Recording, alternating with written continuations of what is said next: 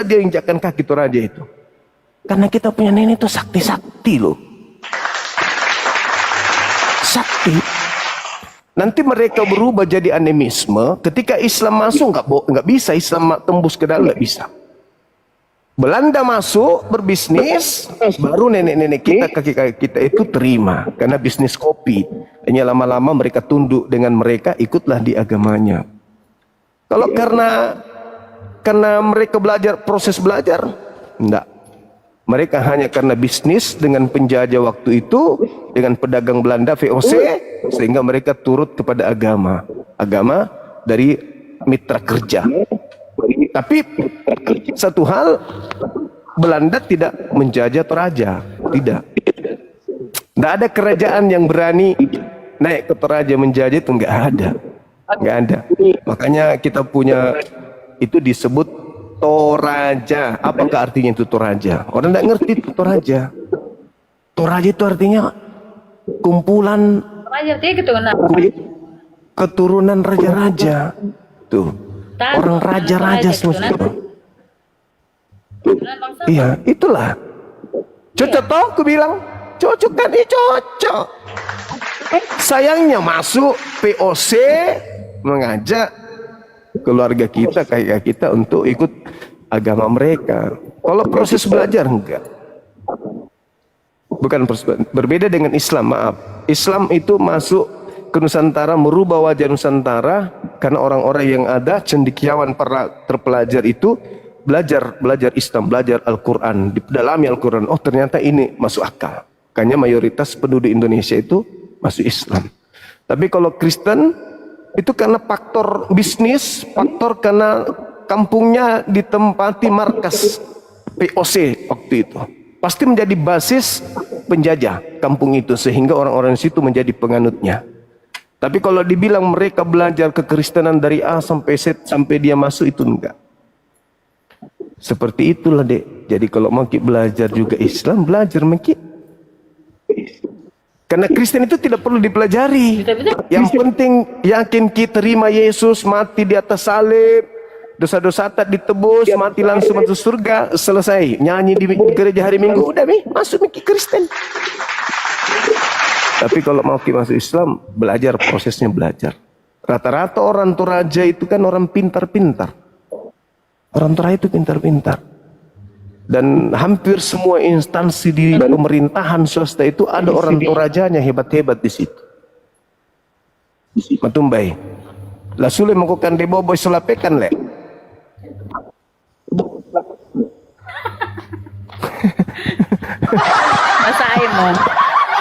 Masaimu. Saya menekan di bobok. Jaringan saya ya teman-teman. Menurut nari. Ya, apa Rah? Karena kutongan nari. Maksudnya aku sesuai dengan penilaianku dan sesuai dengan keyakinanku sendiri. Ya cocok lah itu. Keyakinan kita ya keyakinan kita, tidak mungkin keyakinan orang. Tapi apakah keyakinan kita ini sesuai dengan akal sehat? Itu dulu. Kan Tuhan pencipta langit dan bumi itu kan cuma satu. Yang menciptakan saudari, menciptakan saya. Cuman ada di antara satu di antara kita berdua ini di sini yang salah sembah. Yang kita sembah malah utusannya. Yang harusnya kita menyembah yang mengutusnya. Itu aja permasalahannya kan. Nah, sementara Yesus mengatakan Yohanes 17 nomor 3. Hidup kekal itu adalah mereka mengenal engkau satu-satunya Allah yang benar. Nah itu, kalau kita mau hidup kekal, kita harus mengenal Tuhan itu cuma satu-satunya, bukan Yesus. Dan mengenal Yesus Kristus yang engkau utus. Nah, hidup kekal, mengenal yang mengutus yaitu satu-satunya Tuhan yang benar, dan mengenal Yesus sebagai utusan Tuhan, baru bisa hidup kekal. Dan itu hanya di Islam. Menurut keyakinannya Bang Suma, tapi menurut keyakinanku kan beda. Karena aku kan yakin pada Kristen. Nah, bagaimana dengan keyakinan Yesus? Apakah sama dengan keyakinan saudara? Ayo. Yesus yakin sepenuhnya bahwa dia adalah utusan Tuhan. Nah, Anda yakin Yesus Tuhan? Salah mi, tak bagus cocok mi. Koslet. Kenapa Bang Suma bisa mengatakan bahwa itu Yesus bukan Tuhan? Bagaimana Karena Bang Suma menyimpulkan? Karena Yesus manusia. Yesus manusia. Memangnya Bang Suma sudah pernah lihat? Sudah pernah ketemu secara langsung? Yesus. Yang enggak lah, bagaimana dia hidup 2000 tahun lamanya? Memangnya Bang Suma Al-Quran saya mengatakan, menjawab semua kegundahan orang-orang Kristen terkait dengan manusia yang lahir tanpa ayah. Al-Quran saya mengatakan Nabi Isa berbicara di hadapan kaumnya ketika kaumnya kemudian menuduh ibunya berzina. Apa kata Nabi Isa? Ibuku bukan pezina. Inni Abdullah atani al-kitab wa ja'alani nabiyan. Aku ini hamba Allah, aku bukan anak zina. Aku ini hamba Allah. Allah memberikan aku Injil dan memberikan kepada aku nikmat kenabian. Jadi Nabi, aku beriman kepada ucapan beliau. Sebab di dalam Yohanes 4:22 Yesus berkata begini, aku dan muridku menyembah apa yang kami kenal, sedangkan kalian menyembah apa yang kalian tidak kenal. Loh, Yesus menyembah Tuhan kok. Kenapa saya harus sembah dia sementara dia menyembah? Tomasaki itu namanya. Kalau menyembah orang-orang menyembah Tuhannya, kita sembah juga dia. Masaki makula. Bitokan ku bilang. Ya, orang sibuk menyembah Tuhannya kok. Orang pakai itu sesek. Apa? Eleka. Tongan pakai itu. Tongan lah.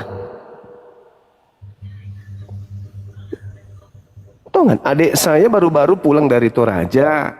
Pesta neneknya yang baru-baru meninggal. Baru-baru ini. 2 minggu lalu. Pesta neneknya. Mertuanya, adikku yang bungsu itu istrinya mualaf. Toraja mana dia? Makale. Bagian? Kalau itu saya tidak tahu bagian mana. Yang jelas mereka baru-baru pesta besar ini. Potong sapi sampai 200 ekor lebih. Tedong.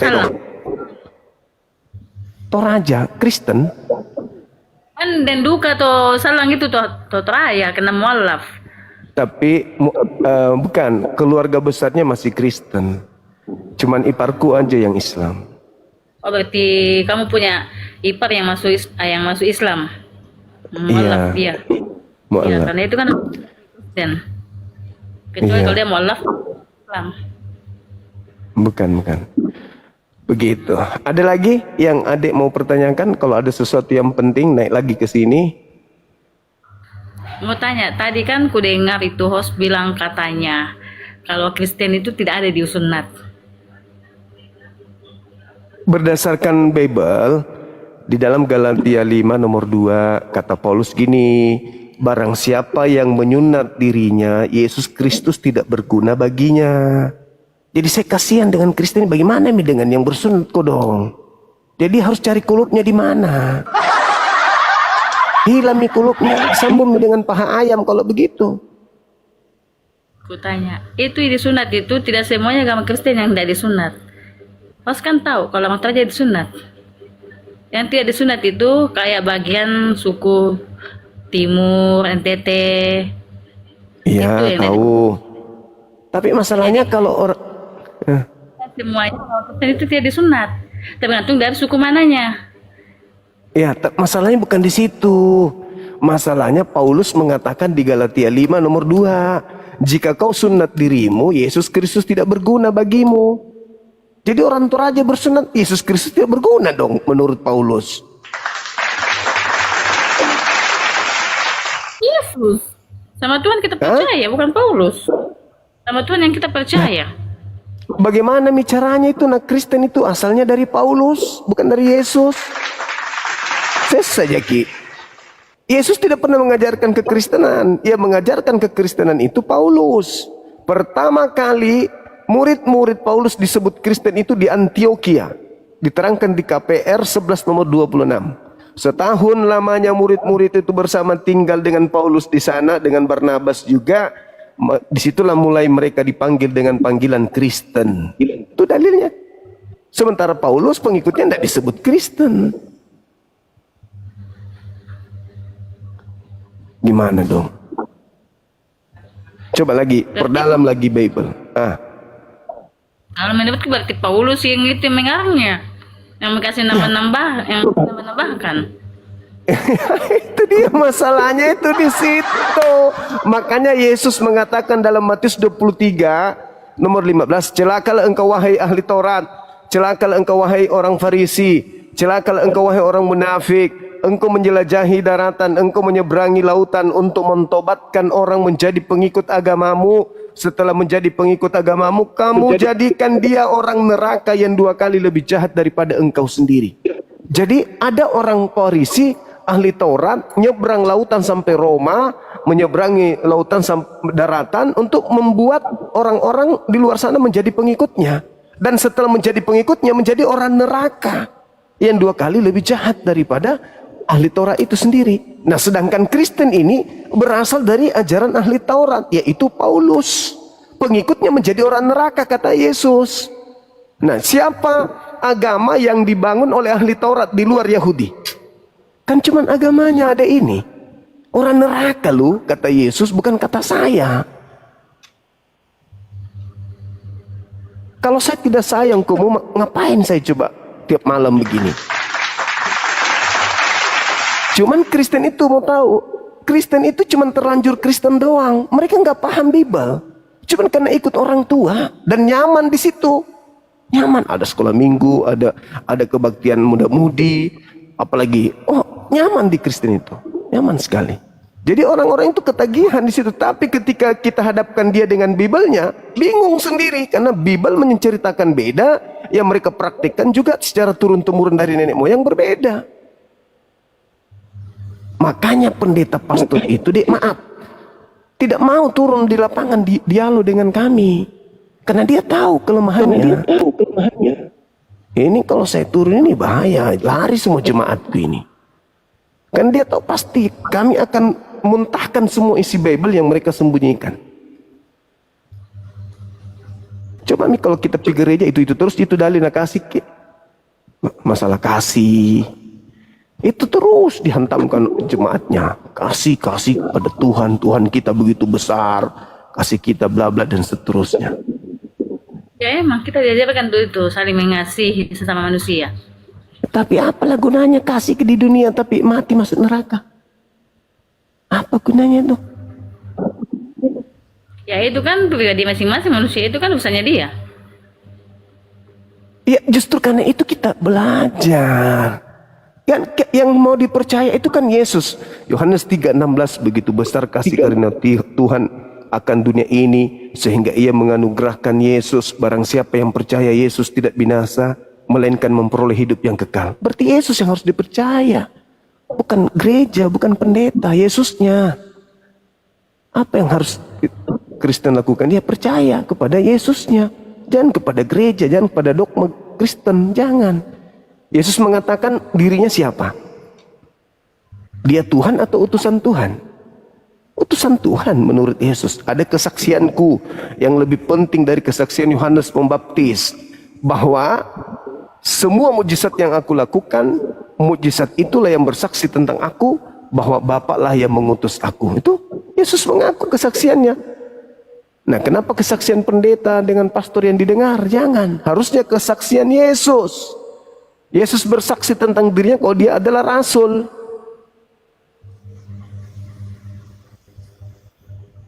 Itu gimana dong? Enak memang gereja itu nyanyi-nyanyi. Enak tuh, biasa menangis kok di gereja. Kalau aku sih menangis bukan dalam keadaan menyanyi, tidak.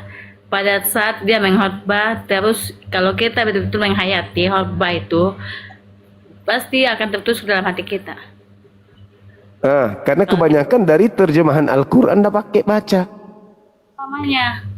Menceramanya dia dengarkan terus ceramahnya, hayati dan ceramahnya itu pasti kan tertusuk dalam benaknya. Iya, masalahnya terus. Jadi bukan kalau Masalahnya- namanya hanya. Itu yang begitu Masalahnya- daripada Masalahnya, iya. Masalahnya kalau mereka berkhutbah itu sebelumnya dia baca-baca kajian-kajian Islam dulu. Banyak teman saya pendeta begitu, setelah masuk Islam dia ngaku, Bang Suma besok, kalau saya khutbah besok, saya baca literasi-literasi Islam untuk saya sampaikan, saya gabung-gabungkan dengan Bible. Itu. Kenapa mau dibaca kalau di Bible itu coba kira-kira? Untuk menghantarkan manusia itu kasih. Ya ajaran-ajaran Islam berbicara mengenai akhlakul karimah, bagaimana berbuat baik kepada kedua orang tua, itu dibaca dari literasi Islam. Nanti dirubah-rubah sikit-sikit, tapi kalimat-kalimatnya itu diambil dari situ. Banyak temanku pendeta yang mengakui itu. Gitu. Oke, ada lagi? sudah paham. Iya, nanti naik lagi ya. Besok-besok kalau saya ke Toraja juga ya, kita naik di atas apa itu? Apa namanya itu? Negeri di atas Pakai. awan. Pakai terus di Lolai. Lolai betul. Saya pernah ke situ. Oke, makasih ya. Maaf kalau ada kata-kata yang kurang berkenan. Ya, sesama cucunya Indo jangan sampai tersinggung, saya minta maaf. Ya, Le. Oke, Jadi kan makasih. Iya. Selamat Ki. Kurus semangat. Saya turunkan ya, Dek. Ya, semangat malam. Oke, teman-teman, silakan yang non-muslim. Orang Toraja bagus-bagus itu dia. Kalau teman diskusi bagus. Mereka orang-orang Toraja itu pintar, cerdas. Silakan teman-teman ajukan permintaan. Tapi naik yang kesurupan ya. Jangan ngamuk-ngamuk. Oh iya juga. Imam Masjid Besar Toraja. Assalamualaikum warahmatullahi wabarakatuh. Kalau nyimak Ustadz, selamat malam, sehat selalu.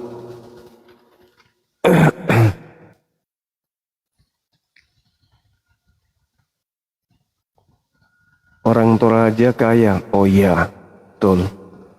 Semangat malam. Halo, Ada- selamat malam. Katolik Protestan. Oh ya sayang, Hah? saya lagi apa sayang? Hah? Saya lagi aku. Hah? Apa sayang? Makatik polok mulai. Sayang. Oh sayang. Sayang gimana sayang? Aku sudah ada yang punya loh. Oh sayang.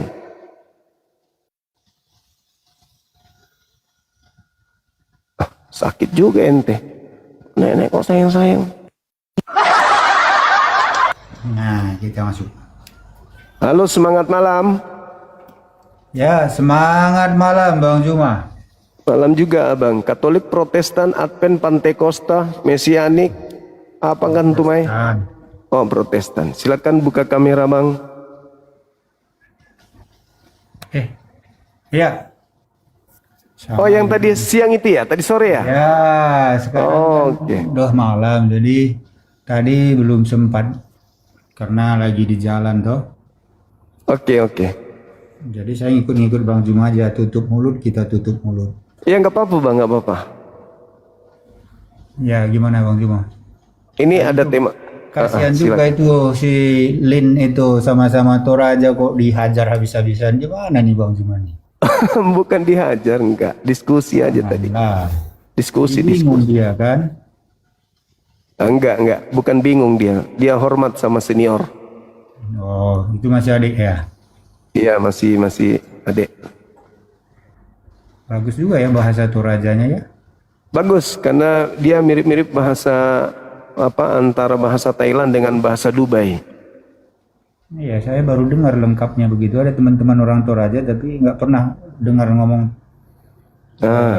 bahasa Toraja yang lama gitu. Ini kan cukup panjang tadi bahasa Torajanya ngobrol sama Linnya. Iya, itu pun saya mengeja karena dulu di kampus seringnya bahasa Toraya, kampus.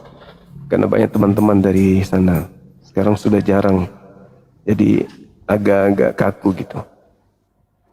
Toraja kan apa tuh? Negeri di atas awan ya. Ya, betul. Negeri di atas awan. Ada beberapa teman yang foto-foto itu sepertinya berdiri di atas awan, tapi sebenarnya itu di bukit katanya. Gunung Gunung ya. Iya. Oke Bang, masuk tema kita.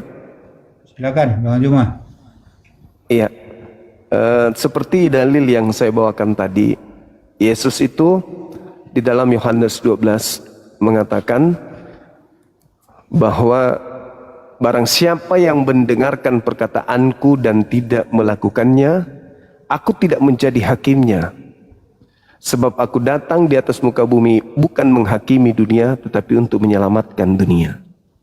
Barang siapa yang menolak aku, tidak mendengarkan perkataanku, dia sudah ada hakimnya, yaitu perkataan yang telah aku sampaikan. Yang telah aku sampaikan. Firman itulah kelak akan menjadi hakimnya di akhir zaman.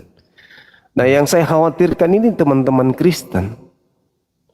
Sebab ketika Yesus mengatakan ucapan ini, itu belum terjadi penyaliban. Paulus belum muncul, kitab Wahyu belum ada. Artinya bahwa Yesus murni hanya sebagai rasul di sana ketika dia mengatakan di akhir zaman yang akan menjadi pola penghakimannya adalah ajaran dia selama 3,5 tahun itu. Barang siapa yang menolak aku, tidak menerima perkataanku, dia sudah ada hakimnya, yaitu perkataan yang telah aku sampaikan. Perkataan itulah kelak yang akan menjadi hakimnya di akhir zaman. Nah, ketika Yesus datang kedua kalinya, bukan perkataan Paulus, bukan perkataan Lukas, Markus, Matius yang akan menjadi pola penghakiman. Tetapi perkataan Yesus selama 3,5 tahun itu penginjilan. Ketika dia ke Galilea, ketika dia di tanah Yudea, disitulah dia kemudian mengajarkan semua ajaran yang berasal dari Tuhannya. Yohanes 17:8, segala firman yang engkau berikan kepadaku telah aku sampaikan. Nah, firman yang telah Yesus sampaikan inilah nanti akan menjadi tolak ukur penghakiman beliau. Nah, kalau saudara kami hadir kemudian di hadapan Yesus sebagai hakim, apa yang saudara Kristen mau katakan? Rutinitas ritual saudara kami Kristen tak pernah diajarkan Yesus selama 3 tahun penginjilan. Yesus tidak pernah mengajarkan juga, pergilah ke seluruh dunia, jadikanlah seluruh bangsa. Karena ucapan Matius 28 itu nongol nanti setelah Yesus memproklamirkan penghakiman itu adalah perkataan yang telah selesai diucapkan. Bukan yang akan, tapi yang telah. Bukan juga perkataan kepada aku telah diberi kuasa surga langit, surga di bumi. Bukan juga perkataan akulah Alfa dan Omega. Bukan juga perkataan akulah Yesus bintang timur. Itu bukan. Tidak ada itu. Maka pola penghakimannya, ya Kristen semuanya terdakwa jadinya di sana. Karena tidak melakukan firman yang telah Yesus sampaikan. Sebab Kristen dibentuk bukan dari perkataan-perkataan yang Yesus ajarkan pada saat penginjilan, melainkan adalah ajaran Paulus. Nah, nanti untuk menekankan bahwa ajaran Paulus itu benar, mengutip kembali kepada perkataan-perkataan Yesus. Dan kelirunya, karena perkataan Yesus pada saat penginjilan ditujukan kepada Bani Israel agar Bani Israel percaya kalau dirinya utusan. Tapi ucapan ini berubah nilainya ketika yang melontarkan adalah orang Kristen. Contoh, kenapa orang Kristen membawa dalil aku dan Bapa adalah satu? Siapa melihat aku, melihat Bapa. Sudah sekian lama engkau bersama aku, Filipus katanya. Thomas kaget, ya Allahku, ya Tuhanku. Kata-kata ini, kalimat-kalimat ini dibingkai oleh saudara kami Kristen untuk mengatakan Yesus itu Tuhan. Padahal ucapan-ucapan tersebut hanyalah ucapan seorang rasul kepada Bani Israel. Tapi ketika dikonsumsi oleh pengikut Paulus, ucapan itu menjadi ucapan Tuhan. Kalau murid Yesus yang mengkonsumsi yaitu Bani Israel, ucapan-ucapan itu adalah sabda seorang nabi. Tapi kalau ucapan itu dikonsumsi oleh pengikut Paulus, maka firman sabda Yesus itu adalah ucapan seorang Tuhan. Nah inilah makanya kenapa Yesus itu turun kedua kalinya, bukan Nabi Muhammad. Sebab Nabi Muhammad tidak ada yang memelintir dirinya, tidak ada yang memelintir ajarannya. Begitu juga Musa. Hanya Yesus yang datang kemudian ajarannya dipelintir oleh sekelompok manusia, maka beliau harus turun meluruskan mereka. Saya kira begitu, Bang. Luar biasa ya, Bang Juma mendalami Alkitab itu ya. Makanya Iya, Bang, banyak silakan. orang ngomongin Bang Juma. Wah, luar biasa.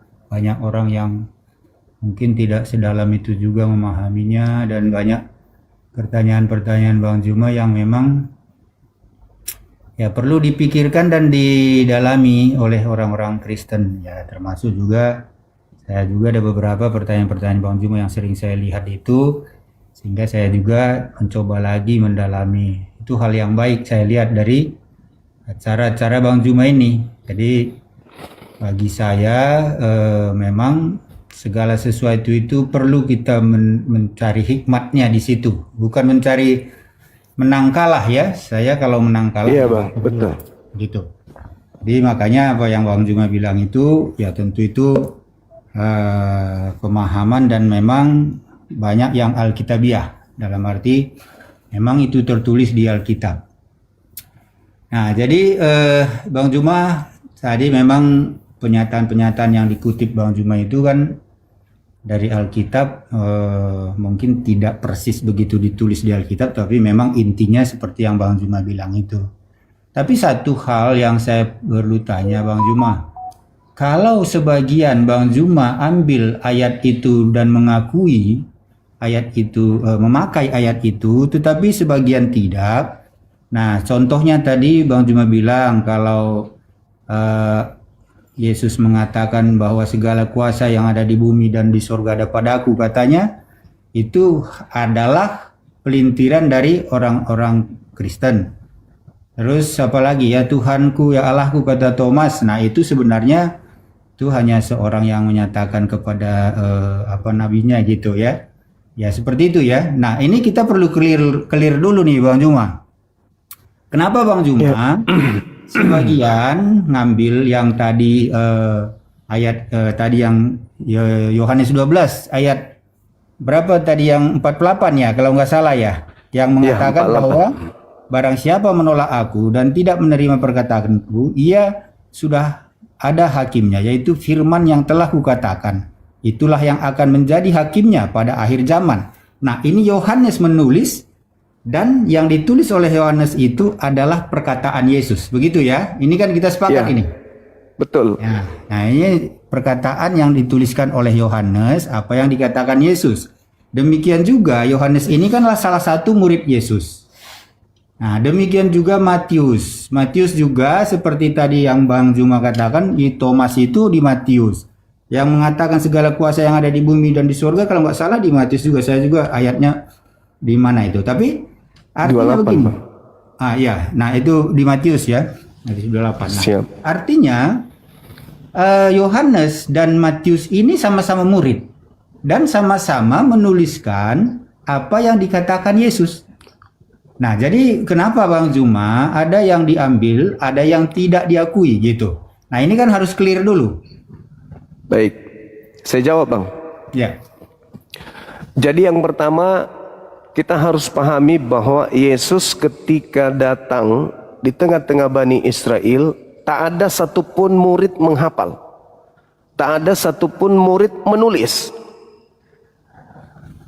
Yohanes ditulis di tahun 90 sampai 110 menurut keterangan dari bapak-bapak gereja mula-mula. Matius ditulis tahun 60-an sampai 68. Markus juga demikian. Kisah para Rasul nggak diketahui kapan ditulis. Lalu kemudian kitab Matius 60-an juga. Nah, permasalahannya adalah Lukas sudah pasti bukan murid Yesus. Meski tradisi Katolik mengatakan dia bagian daripada yang 70 murid. Ya. Markus juga itu diyakini bukan murid. Karena tidak ada data yang tersurat bahwa dia adalah murid. Bagaimana dengan Matius? Untuk mengetahui Matius murid Yesus atau bukan, kita baca semua pola yang ada di dalam kitab tersebut. Ternyata Matius 9, nomor 9, di situ menerangkan bahwa penulis menulis nih. Dia katakan apa? Ada seorang yang bernama Matius duduk di rumah cukai bersama dengan Yesus. Lalu Yesus memanggilnya. Kemudian pergilah Matius bersama dengan Yesus. Pergilah Matius bersama dengan Yesus, si pemungut cukai, di rumah pemungut cukai. Artinya, penulis buku Matius ini bukan Matius murid Yesus. Itu yang pertama. Yang kedua, bagaimana dengan Yohanes? Yohanes namanya Yohanes, tapi belum tentu murid Yesus. Apa pembuktiannya? Kita baca di Yohanes 24, nomor 26. Di situ diterangkan bahwa Yohanes inilah yang bersaksi. Bersaksi tentang apa yang terjadi. Dan apa yang dikatakannya itu adalah benar. Bukan dia mengatakan dan apa yang aku katakan, tapi apa yang dikatakannya itu adalah benar. Berarti penulis sedang menerangkan kalau dia menulis kesaksian-kesaksian orang lain yang bernama Yohanes. Kesimpulannya, Bang, kenapa saya menerima sebagian, ada saya terima, ada yang saya tidak terima? Karena para penulis ini hanya melakukan penelitian dari kumpulan-kumpulan peristiwa yang terjadi antara Yesus dengan muridnya. Mereka selidiki lalu mereka susun berita-berita itu. Contoh di Lukas 1:1 sampai 3. Tepolius yang mulia, banyak orang yang menuliskan tentang peristiwa-peristiwa yang terjadi, akan kejadian-kejadian yang ada di antara kita. Maka aku terpanggil untuk menyusunnya kembali. Tuh, itu bukti sederhana saja. Artinya, saya tidak mungkin menerima Bible sebagaimana saya menerima Al-Quran. Al-Quran disampaikan Nabi Muhammad, yang duduk di depannya menghafalkan, yang duduk di depannya menuliskan. Saling cross check. Ada proses talaki. Nabi Muhammad menyampaikan, murid menerima. Murid menerima, murid membacakan, Nabi Muhammad mengkritisi, mengoreksi bacaanmu salah, yang ini yang betul. Nah, jadi tidak ada yang diragukan di situ. Itu yang pertama. Yang kedua adalah bahwa ketika kita mengkaji isi Bible itu sendiri, Yesus mengatakan bahwa aku tidak dapat berbuat apa-apa dari diriku sendiri. Itu diterangkan oleh Yesus dalam Yohanes 5 nomor 30. Itu satu. Yang kedua, ketika dia diuji oleh iblis di Lukas 4 dan Matius 4, apa kata iblis kepada Yesus? Yesus, di nomor 7-nya, apabila engkau menyembah aku, maka segala kuasa akan aku berikan kepadamu. Segala kuasa. Apakah Yesus menerimanya? Tidak. Yesus tidak menerimanya. Berarti Yesus masih pada pola aku tidak dapat berbuat apa-apa dari diriku sendiri. Yang ketiga, Yesus berpesan kepada muridnya, waspadalah kepada penyesat yang datang kepadamu memakai namaku dan berkata, akulah Kristus. Mereka akan menyesatkan banyak orang. Ada penyesat yang datang memakai nama Yesus menyesatkan banyak orang. Yang keempat, Matius 12 nomor 38, 40 sampai 40. Kata Yesus begini, angkatan jahat ini minta satu tanda, dan tidak akan diberikan satu tanda kepada angkatan jahat dan angkatan tidak setia ini selain tanda Yunus. Sebab Yunus 3 hari 3 malam dalam perut ikan, demikian juga anak manusia akan berada dalam perut bumi selama 3 hari 3 malam. Artinya dia akan keluar dari perut bumi hari ketiga itu. Dan itu tanda untuk siapa? Tanda untuk angkatan jahat. Kalau saya percaya kepada yang bangkit, lalu mengatakan mereka mendekati mereka lalu berkata kepada aku telah diberi, berarti saya percaya itu adalah Yesus. Berarti saya percaya kebangkitan. Kapan saya percaya kebangkitan, berarti saya masuk dalam kategori angkatan jahat. Saya nggak mau. Nah, sedangkan murid-murid Yesus yang bukan angkatan jahat tidak percaya tentang kebangkitan. Contoh, Lukas 24 nomor 36, 37 sampai 44. Apa kata makhluk tersebut setelah hari Minggu? Tiba-tiba muncul di murid-murid. Salam alaihim, keselamatan atas sekalian. 37-nya, mereka kaget dan ketakutan sebab mengira melihat hantu. Loh, kenapa dia tidak mengira Tuhan? Kok malah dikira hantu? Kalau dia memang mengajarkan kepada murid-muridnya bahwa aku akan bangkit pada hari ketiga, maka murid-murid yang sudah kehilangan selama 3 hari, begitu melihat gurunya akan berlari memeluk dan mencium. Bahkan kalau dia Tuhan disembahnya. Tapi faktanya tidak. Dia malah menganggapnya hantu. Data nomor 9 dari Lukas 24, Maria Magdalena, Maria Yakobus, Salome pergi ke makam Yesus pada hari Minggu pagi-pagi. Dia tidak menemukan mayatnya di sana. Lalu pergi melapor ke 11 muridnya. Hei rasul-rasul, murid-murid, gurumu tidak ada di kuburan. Hilang dia. Ke-11 murid mendengarkan itu, mereka tidak percaya dan menganggapnya omong kosong. Namun pagi-pagi sekali, meskipun demikian, Petrus pagi-pagi sekali ke makam. Dan betul dia tidak menemukan mayat Yesus selain kain kapan saja. Dan berkata di dalam hatinya, si Petrus nih berkata dalam hatinya, apa yang sedang terjadi ya? Artinya Petrus pun tidak mendapatkan tanda kebangkitan. Yang mendapatkan tanda kebangkitan hanya angkatan jahat. Murid-murid tidak, mamanya tidak, saudara-saudaranya tidak ada. Hanya angkatan jahat yang kemudian menunggu di kuburan. Murid tidak. Nah, apakah saya mau ikut terlibat kepada angkatan jahat menunggu kebangkitan? Lalu kepada aku telah diberi. Dan yang poin terakhir abang, bukti bahwa itu bukan Yesus yang keluar dari kubur. Kita lihat ketika dia mengatakan, pergilah ke seluruh dunia, jadikanlah seluruh bangsa menjadi muridku. Nomor 20-nya, dan ajarlah mereka melakukan segala sesuatu yang telah aku ajarkan kepadamu. Nah, kita bandingkan tuh ajaran Yesus yang akan menjadi poin penghakiman. Ada nggak Yesus mengajarkan menyembah dirinya? Tak ada. Ada nggak Yesus mengajarkan ibadah minggu? Tak ada. Ada nggak ajaran Yesus mengajarkan kemudian Natalan? Nggak ada. Menyembah dirinya setara dengan Bapa? Ada? Nggak ada. Jangan bersunat? Nggak ada. Makan babi? Nggak ada. Jadi semua yang diajarkan kemudian makhluk yang keluar dari kubur ini, itu tidak berkesusian dengan ajaran Yesus pada saat penginjilan. Bagaimana saya mau percaya semuanya Bible itu? Tidak mungkin. Tidak mungkin saya percaya semuanya. Yang terakhir, abangku, yang terakhir. Sebelum ditanggapi, maaf kepanjangan. Tapi ini harus saya sampaikan.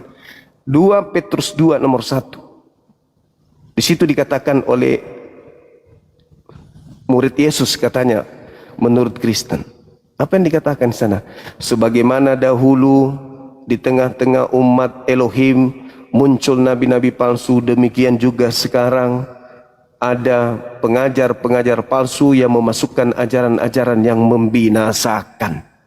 Nah sekarang kalau saya ditanya nih, apakah kitabnya Nabi Musa yang disebut PL ini sudah ada padanya waktu itu Lukas, Markus, Matius, Roma, Galatia, Filipi bergabung di kitabnya Yahudi? Tidak ada.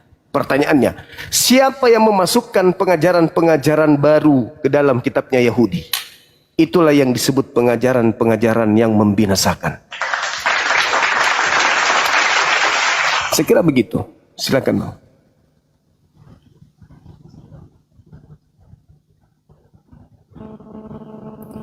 Termute mungkin ya? Oh ya, baik Bang Silakan. Jumat. Ya, terima kasih untuk pembahasannya yang penjelasannya yang cukup cukup panjang, dan sebenarnya memang kalau kita membicarakan ini ya tidak mungkinlah bisa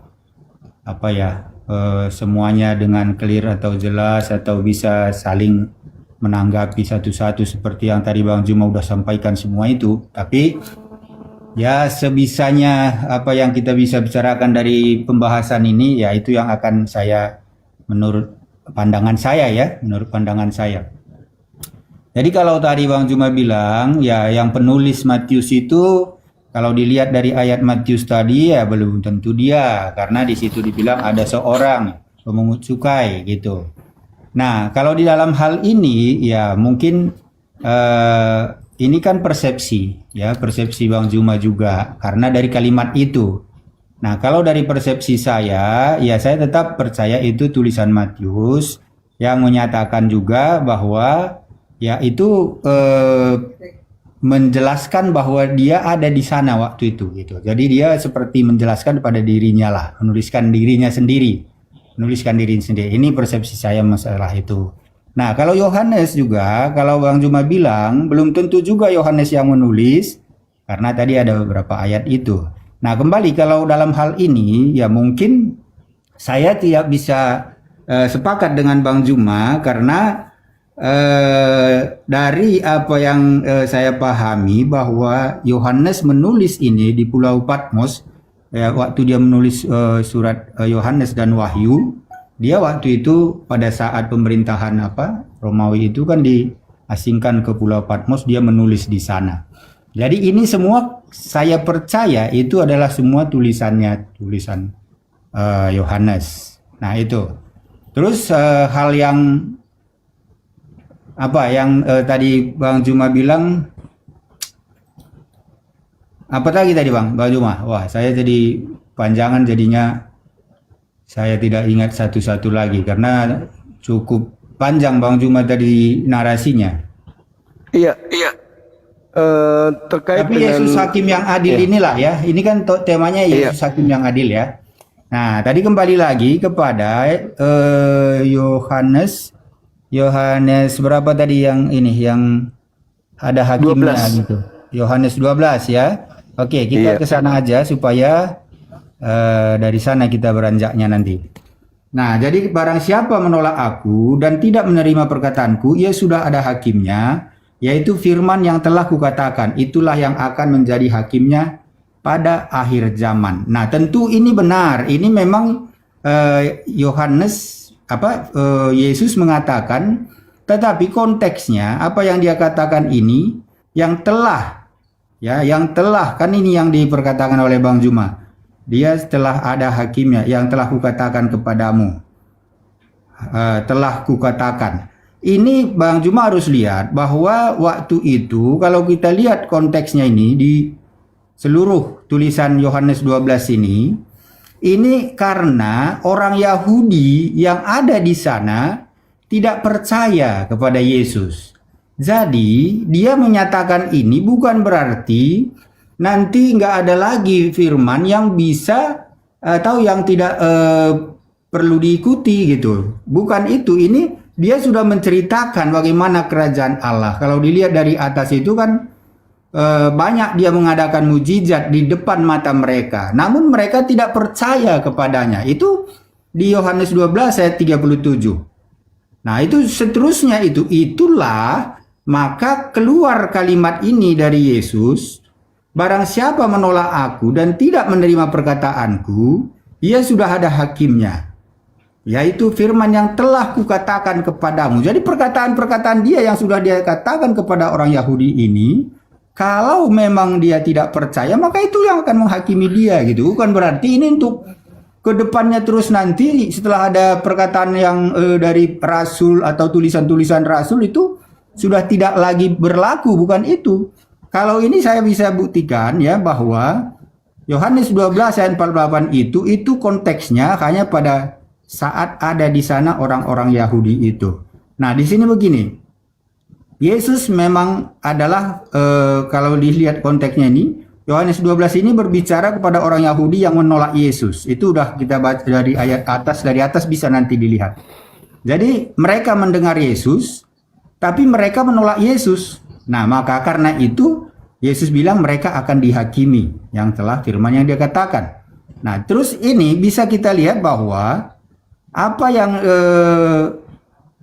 dikatakan oleh rasul-rasul atau tulisan rasul-rasul itu merupakan juga otoritas yang diberikan oleh Allah untuk mereka tuliskan apa yang diperkatakan oleh Yesus selama hidupnya. Karena pada waktu Yesus hidup, tidak semua ya yang dia perkatakan langsung itu yang dituliskan di situ, tapi banyak pada saat mereka hidup bersama 3,5 tahun pelayanan itu banyak perbuatan-perbuatan Yesus yang mereka itu catat kembali yang pada saat Yesus ada itu belum dituliskan. Nah, makanya setelah Yesus tidak ada, disitulah maka mulai ditulis oleh mereka semua itu, murid-murid itu menulis, Matius menulis, terus Yohanes menulis, Markus yang mana itu adalah salah satu dari teman atau anggota dari Paulus itu, rasul itu menulis gitu.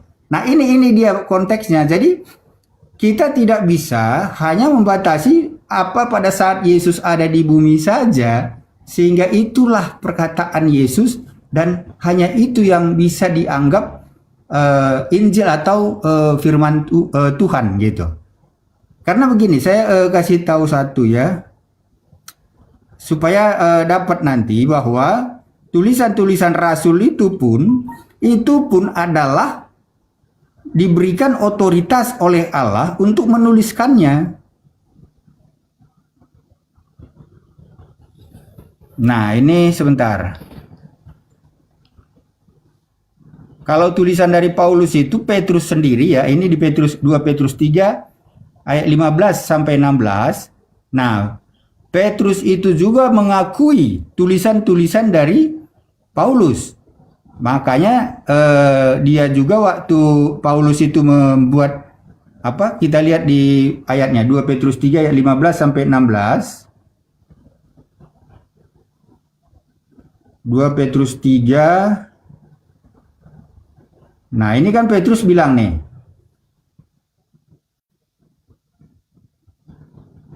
Nah, ini Petrus sendiri yang murid Yesus langsung ya. Kalau Paulus kan memang nggak murid Yesus langsung ya. Petrus pertama juga murid-murid Yesus langsung itu mereka tidak percaya kepada Paulus. Mereka itu merasa dia pura-pura karena selama masa zaman Rasul itu sebelum kejadian Paulus ketemu dalam sinar dengan Tuhan Yesus, mereka itu kan tahu Paulus ini adalah orang yang menganiaya orang-orang pengikut Kristus yang juga ikut di dalam pembunuhan begitu. Nah, makanya nggak ada murid yang percaya pada saat Paulus mengatakan bahwa dia sudah menjadi murid Tuhan atau sudah memberitakan mengenai Tuhan Yesus. Nah, maka tidak segampang begitu langsung Paulus diterima oleh murid-murid atau orang-orang Kristen pertama itu, orang-orang pengikut Kristus itu, nggak segampang itu.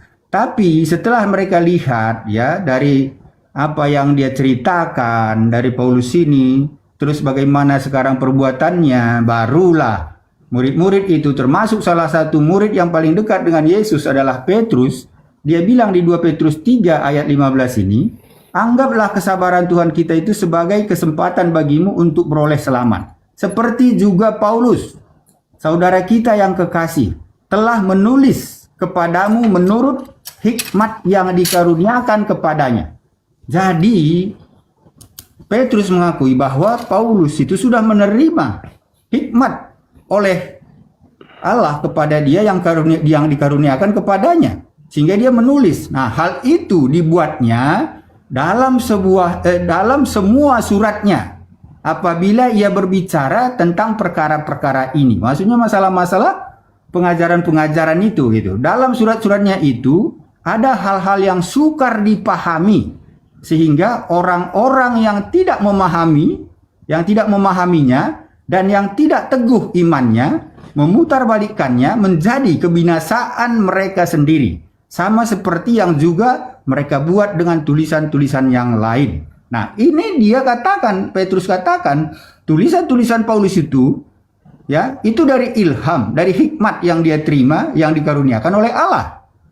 Nah, itu makanya kadang katanya susah dipahami dan banyak orang-orang ya yang tidak teguh imannya, yang bukan yang percaya, memutarbalikkan itu, tapi itu nanti menjadi kebinasaan bagi mereka sendiri. Nah, itu salah satu menandakan bahwa tulisan-tulisan Paulus ini juga dapat otoritas dari Allah. Ya, dapat otoritas dari Allah, pengakuan dari murid dari Yesus sendiri, salah satunya itu Petrus. Nah, makanya kalau dibilang tulisan-tulisan setelah apa perkataan Yesus itu tidak bisa lagi dipakai, nah ini salah satunya sudah di sana itu kan kalau kita flashback ke belakang, tentu bagi Petrus dan murid-murid yang Yesus langsung, ya Paulus itu lebih menyeramkan daripada yang kita sekarang rasakan. Mereka itu mengetahui bagaimana Paulus itu menganiaya, bagaimana dia juga ikut seperti Stefanus dirajam, dia juga ikut di sana, dia mengizinkan, malah dia minta surat kepada imam-imam itu supaya bisa dia juga mengejar atau ikut menganiaya orang-orang Kristen sampai ke Damaskus itu. Nah, disitulah kejadian itu yang dia ketemu dengan Tuhan Yesus. Nah, itu. Jadi ini Bang Juma, makanya surat-surat yang selain dari perkataan Yesus itu, ya tentu itu juga adalah karunia atau otoritas yang diberikan oleh Allah. Nah, jadi mengapa di Yohanes 12 ayat 14 ini hanya menyebut firman Yesus? Ya karena Yesus sendiri sedang berbicara kepada orang yang secara langsung mendengarnya tetapi menolaknya. Jadi di sini konteksnya itu Yesus bilang ya kalian sudah mendengar aku, tetapi jika menolak firmanku maka firman itulah yang akan menjadi dasar penghakiman kalian. Nah, seperti itu. Jadi ayat ini bukan sedang membahas tulisan-tulisan nanti setelahnya, bukan gitu. Jadi itu yang saya mau tanggapi gitu, Bang Juma. Ya itu. Oke, baik. Jadi yang pertama, Yesus mengatakan di dalam Yohanes 17:8, segala firman yang engkau berikan kepadaku telah aku sampaikan kepada mereka, dan mereka telah menerimanya, dan mereka percaya bahwa engkaulah yang telah mengutus aku. Segala firman yang menjadi porsi Yesus telah Yesus sampaikan sebelum dia terangkat ke langit. Berarti segala firman itu selama 3 tahun itu sudah selesai. Adapun yang kita bahas bahwa dia adalah hakim yang adil, dia sudah mengatakan bahwa yang menjadi hakimnya nanti di akhir zaman adalah perkataan yang telah ia katakan. Kalau saudara mengatakan ucapan-ucapan itu juga mencakup ajaran Paulus dan seterusnya teman-temannya, di mana Yesus mengatakan itu? Ada nggak Yesus pernah mengajarkan tentang buku-buku buku-buku Paulus? Sementara buku Paulus ini membentuk separuh penduduk bumi, memiliki sebuah keyakinan, tapi tak tersentuh oleh Yesus itu sendiri. Dia mengatakan barang siapa yang menolak aku, tidak mendengarkan perkataanku, dia sudah ada hakimnya. Yaitu perkataan yang telah aku katakan. Perkataan itulah kelak yang akan menjadi hakimnya di akhir zaman.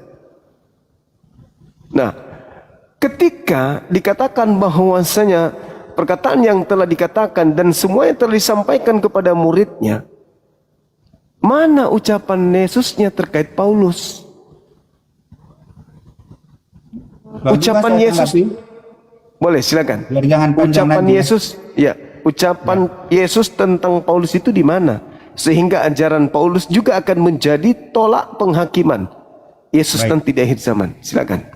Baik, makasih Bang Juma. Jadi gini, Yesus itu memberi wewenang kepada para rasul, ya, memberi wewenang. Bisa kita lihat sesudah kebangkitan Yesus, ya, Yesus itu tidak pernah berkata juga, ya, kalau kita ambil negatifnya itu, dia tidak pernah berkata jangan menulis apapun setelah kukatakan apa yang setelah kuajarkan gitu. Dia tidak mengatakan juga itu, ya, tidak. Tapi sebaliknya, ia memberi kuasa kepada para rasul melalui apa? Roh Kudus. Nah, kita baca di Yohanes 14 ayat 26, Bang Juma. Yohanes 14 ayat 26, saya bacakan ya, Yohanes 14 ayat 26. Supaya kita juga ya semuanya tentu bisa melihat nanti ke depannya apakah seperti apa gitu ya. Nah, jadi Yohanes 14 ayat 26 ini Yohanes menuliskan begini, tetapi penghibur yaitu Roh Kudus yang akan diutus oleh Bapa dalam namaku. Nah, ini perkataan Yesus ini. Yohanes tuliskan ya. Dialah yang akan mengajarkan segala sesuatu kepadamu dan akan mengingatkan kamu akan semua yang telah kukatakan kepadamu. Jadi, Roh Kudus itu mengingatkan kembali begitu banyak yang sudah diceritakan oleh Yesus, ya. Itulah yang akan dituliskan kembali oleh rasul-rasul ini. Nah, ini salah satunya. Kita lihat lagi. Nah, Yohanes 16 ayat 13 itu dikatakan bahwa Roh Kudus itu akan memimpin kamu ke dalam seluruh kebenaran. Jadi apa yang diberikan oleh Yesus itu otoritas untuk menceritakan kembali apa yang sudah dia ajarkan.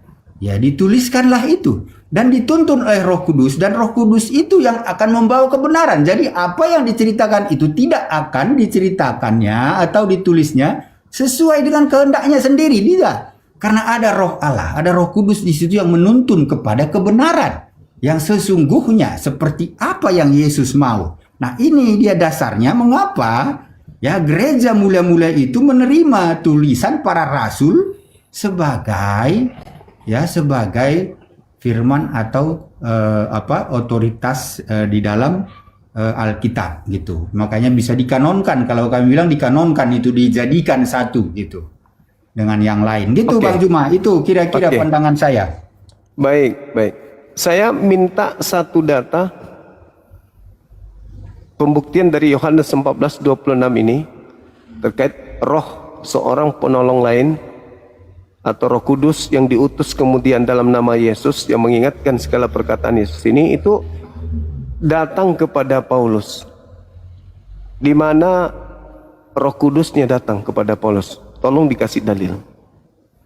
Nah, jadi kalau kepada Paulus ini begini. Paulus ini kan kita tahu dia bukan murid langsung Yesus.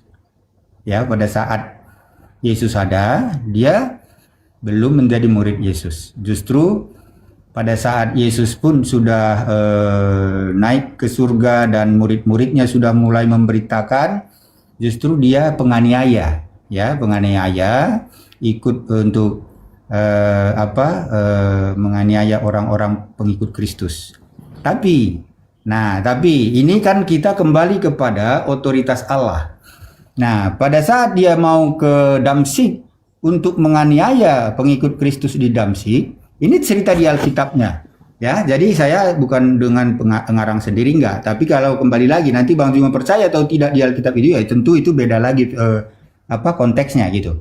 Tetapi setelah dia berjalanan ke Damsyik itu, disitulah dia melihat cahaya yang terang sehingga menyilaukan dia sampai dia terjatuh dan dia mendengar suara. Hai Paulus, Paulus.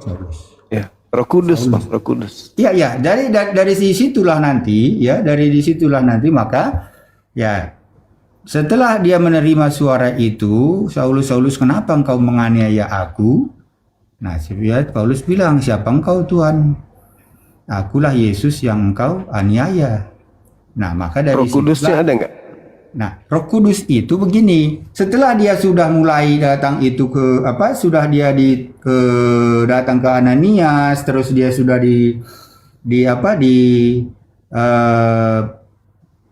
didoakan oleh Ananias karena itu disuruh oleh Tuhan, ya, sehingga dia kembali sudah mulai menjadi pengikut. Nah, Roh Kudus ini kalau untuk ke Paulus, ya tentu ini firman yang tadi mengatakan, yang tadi saya bilang itu bahwa Yesus memberikan kepada murid-muridnya. Nah, termasuk Paulus inilah yang dia mengaku dia rasul dari Kristus karena pertemuannya dengan Kristus itu. Jadi, Yohanes 24 ayat 26 ini pun berlaku bagi dia. Begitu, Bang Juma. Iya, oke. Kami tidak menemukan data. Yang kedua, Roh Kudus datang kepada Lukas. Kalau dibilang Lukas Roh Kudus langsung datang kepada Lukas, itu konteksnya ini Bang Juma ini mau seperti apa datangnya itu Roh Kudus? Lah kan tadi perkataan yang telah aku katakan, perkataan itulah yang akan menjadi hakimnya di akhir zaman. Saudara saya menambahkan bahwa bukan cuma yang telah, tapi yang akan. Sebab Yesus mengutus Roh Kudus untuk mengajarkan perkataan Yesus kepada mereka yang ditulis yang akan datang. Paulus tak ada, Lukas ada enggak Roh Kudus? Nah, sekarang kan begini. Roh Kudus ini kalau Yohanes 14 ayat 26 ini tadi kan jelas, ya. Roh Kudus yang akan diutus oleh Bapa dalam namaku, dialah yang akan mengajarkan segala sesuatu kepadamu dan akan mengingatkan kamu akan semua yang telah kukatakan kepadamu. Ini kan kepada murid-murid